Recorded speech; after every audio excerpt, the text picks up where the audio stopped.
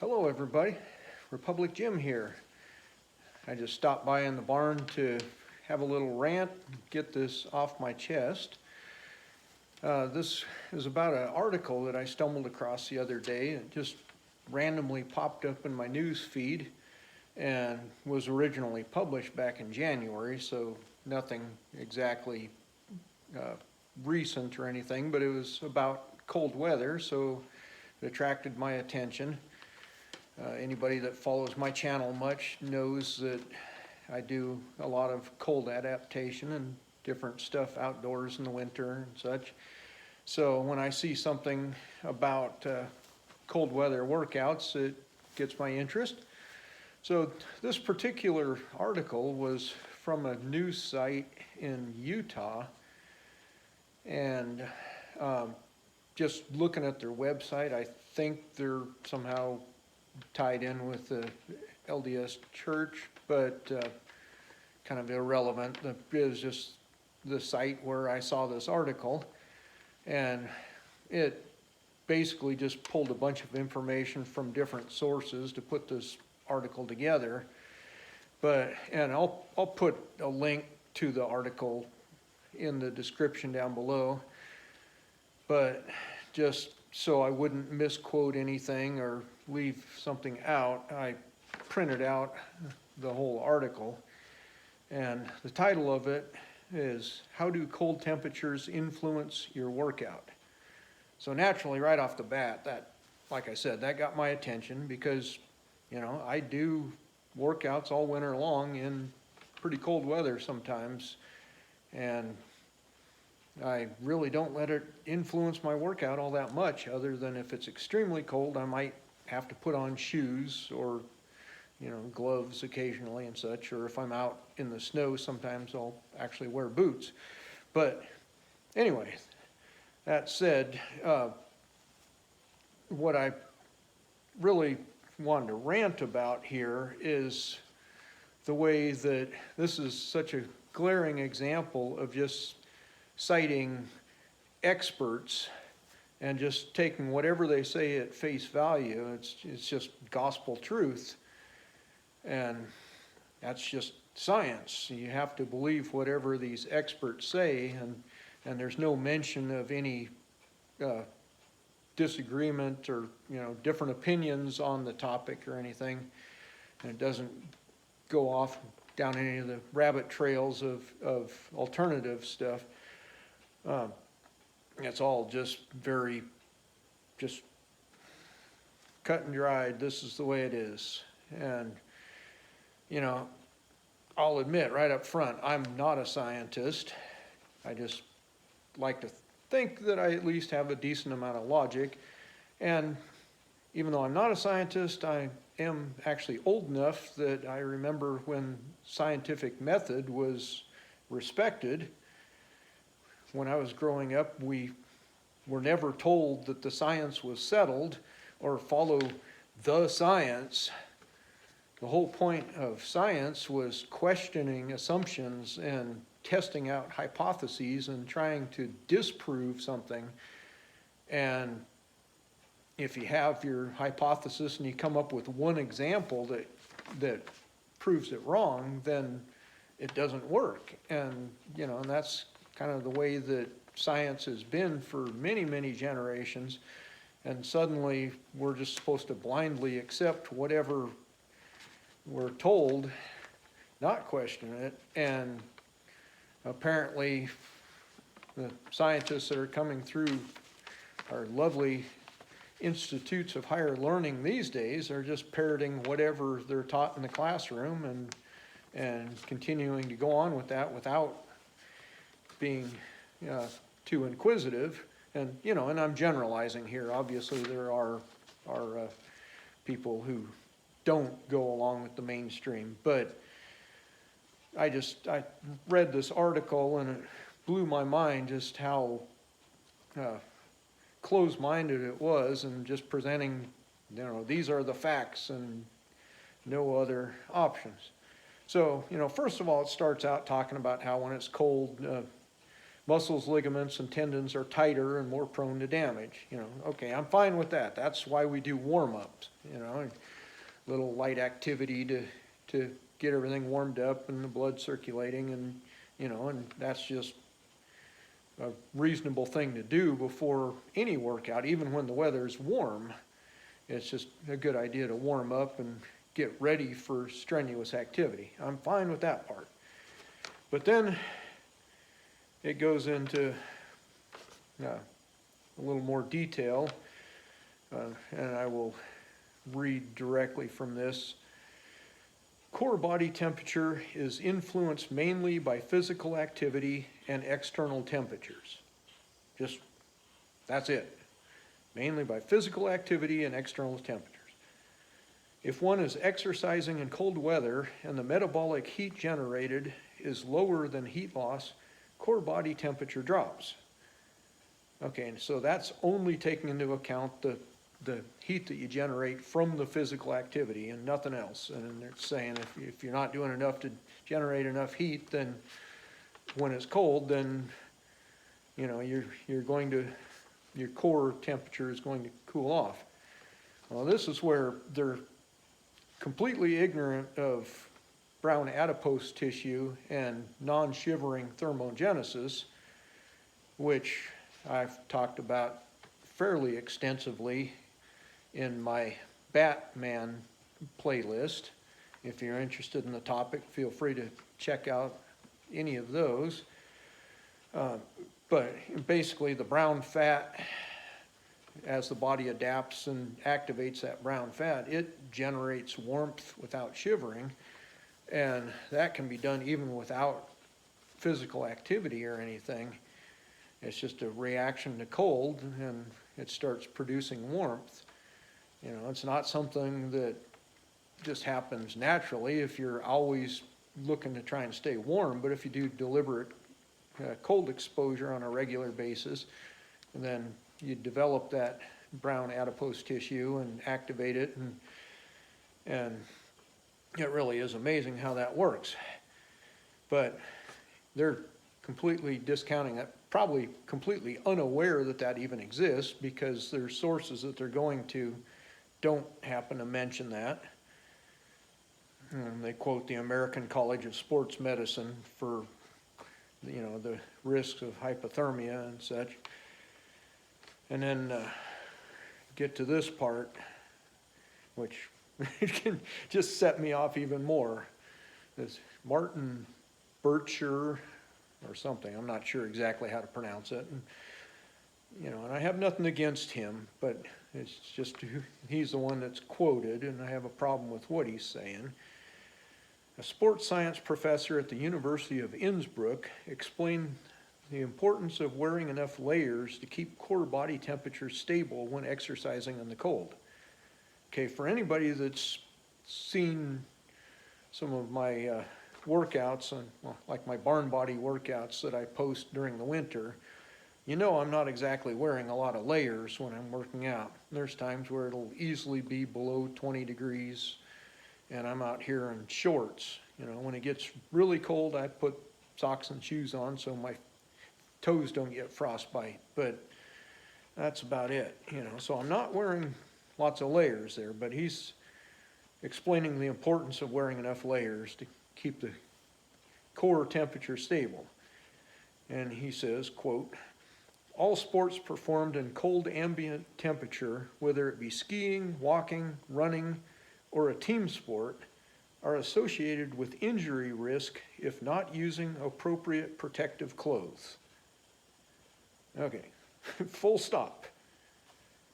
So even just walking, he's saying there's an injury risk if you're not wearing appropriate protective clothes and enough layers for keeping your core temperature warm. Well, like for instance, I have a video that I posted in January of 2022, I believe it was, where I went out for a hike on the property with my puppy at that time, and it was somewhere around 5 or 6 degrees Fahrenheit, and I spent over 19 minutes on the video walking around like I said, just walking. It was in snow, but I certainly was not straining myself real hard or anything. And I was wearing a t-shirt and no coat. And, by his standards, I should have either been injured or hypothermic by the time I got done there, but I was still perfectly comfortable. So, anyway, moving on. It talks about how if the body's cooling off, it will restrict blood flow to the extremities. And that is very much true, and that's why when it gets extremely cold, I still have to put something on my feet or, possibly wear gloves because, the toes and the fingers are getting less blood flow at that point, and they are sensitive. And so, there's a certain amount of that is certainly true regardless of brown adipose tissue, because I should point out all the brown adipose tissue or brown fat typically tends to be like around the neck and, up in the upper torso area and such, and that really helps warm the core. But, you still have to have enough heat in the core that it's getting radiated out to the extremities through circulation. So, it is a factor. You have to still be sensible and not get too cold and get frostbite or anything.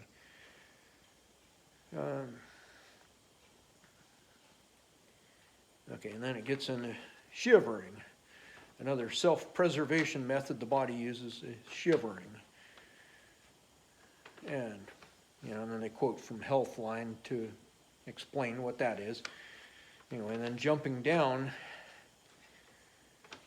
quote here from a physiology professor. Shivering uses the muscles needed for exercise and puts them to use as a heater. Mike Tipton, a physiology professor at the University of Portsmouth, Tipton told the Washington Post. That's an odd grammatical structure there. But anyway, Professor Tipton says, shivering uses the muscles to generate heat. So this increases the oxygen demand of low-intensity exercise. Okay, all very true. If you're shivering while you're trying to do stuff, it's going to take more energy because your body's using a fair amount of that energy to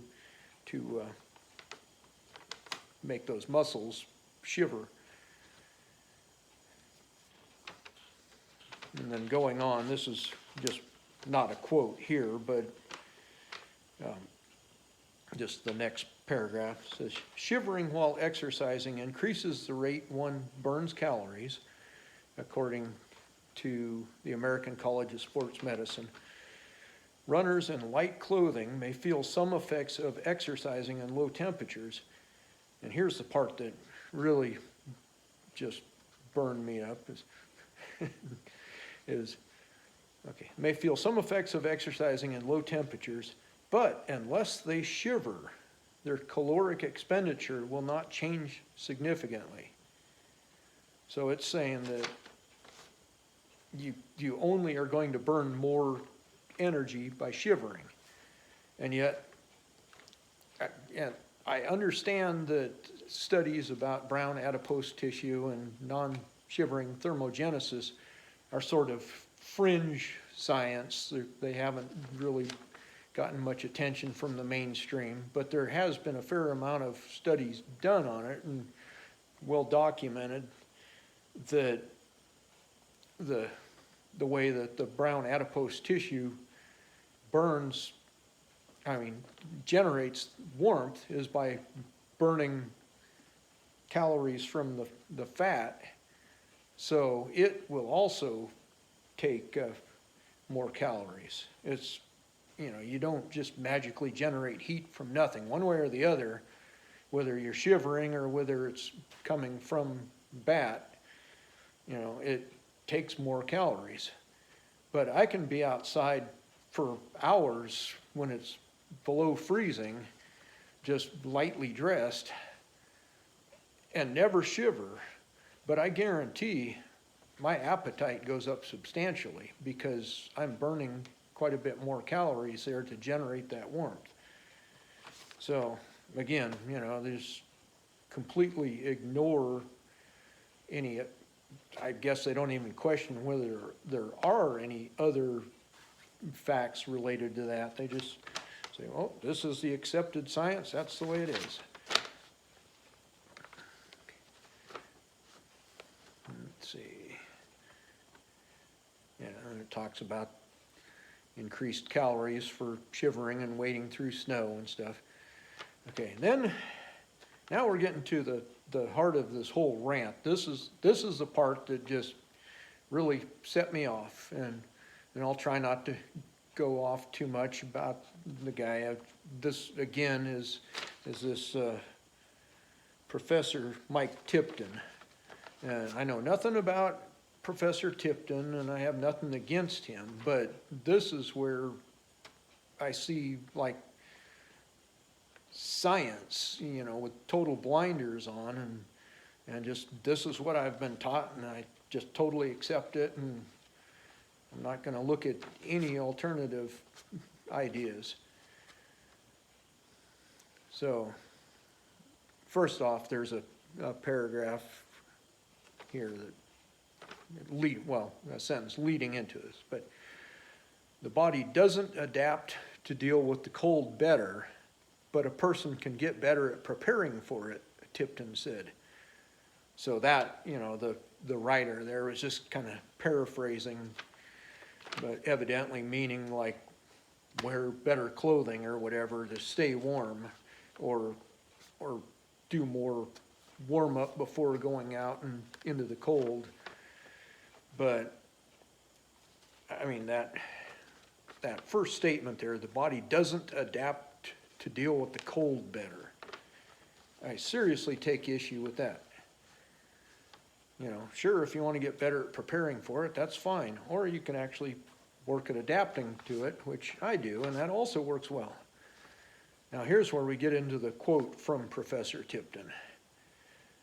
There's little evidence that actually the kind of impairments you see in terms of neuromuscular function, muscle efficiency, economy, that any of that adapts with repeated exposure to cold. Okay.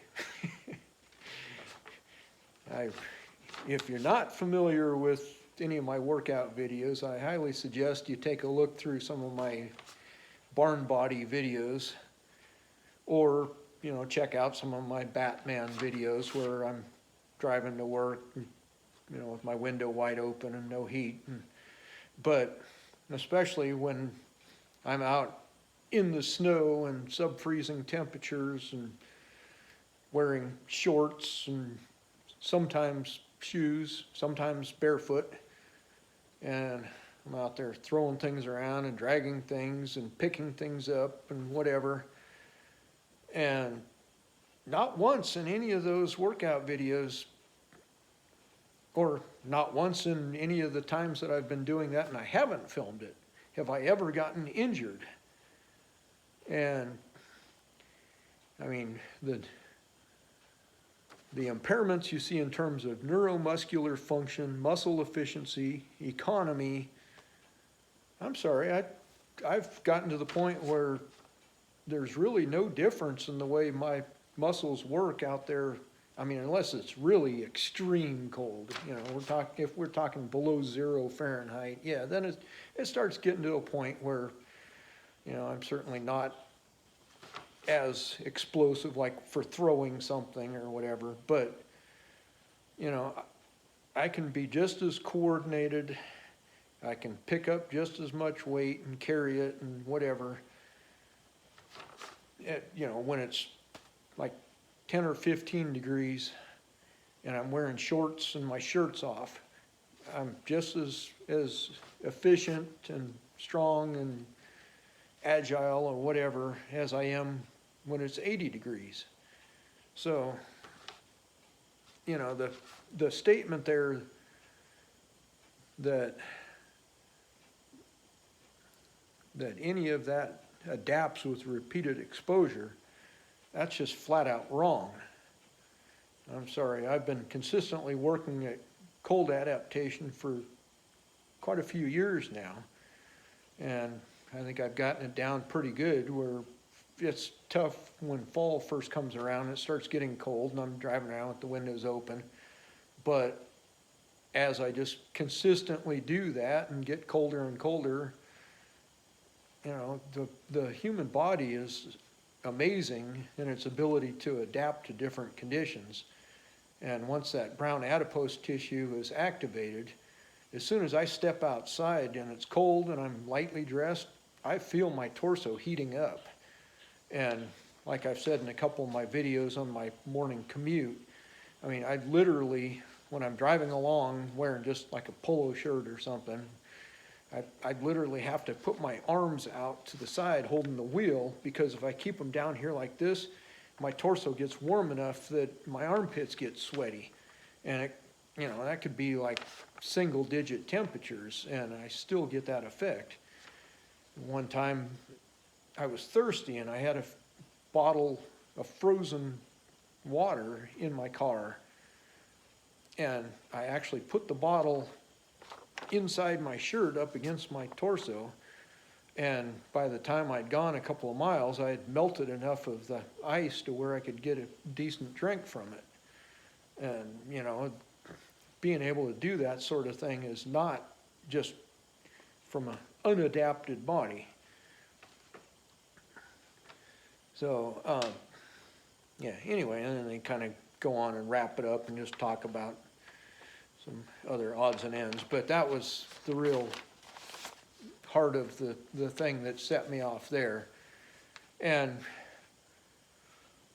you know, I'm not claiming I'm the only one that can do these things either. There are quite a few other people out there on social media or not posting anything on social media that go out and walk barefoot in the snow and do different things. And of course, there's Wim Hof. You know, he has a different method, but, you know, he's had a lot of people that follow him that do extreme cold exposure and such. And so, you know, when it comes to this scientist, this professor that is just saying, you know, this is the way it is. The body does not adapt to repeated cold exposure. You know, then that's where you're getting into the science and just somebody refusing to consider that they could be wrong about that.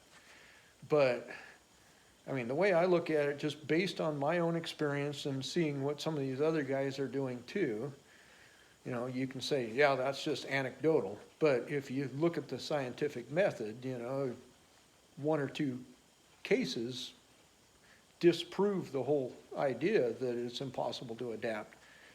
But, you know, I guess there's two options. You know, if you go along with Professor Tipton and you think this is the science, this is the way it is, there's really only two options there. The first is that I and any of the others that are doing extreme cold exposure are superhuman or some sort of just genetic outliers that somehow, you know, our bodies don't follow regular science or, you know, physiology. Or the other option is that maybe Professor Tipton is wrong and he's just going on assumptions based on what he's been taught rather than considering any other hypotheses or trying to disprove something. And, you know, considering, well, maybe there is something to this idea of cold adaptation. So, I mean, you know, you pretty much have those two options. Either I'm just doing something miraculous, or he and other scientists and experts are wrong. I mean, draw your own conclusions there. But anyway, that was pretty much all I had on the topic.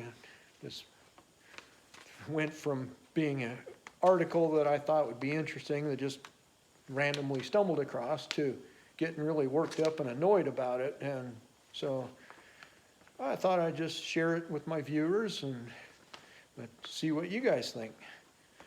That's it for now. This has been Republic Jim. I'll talk to you later.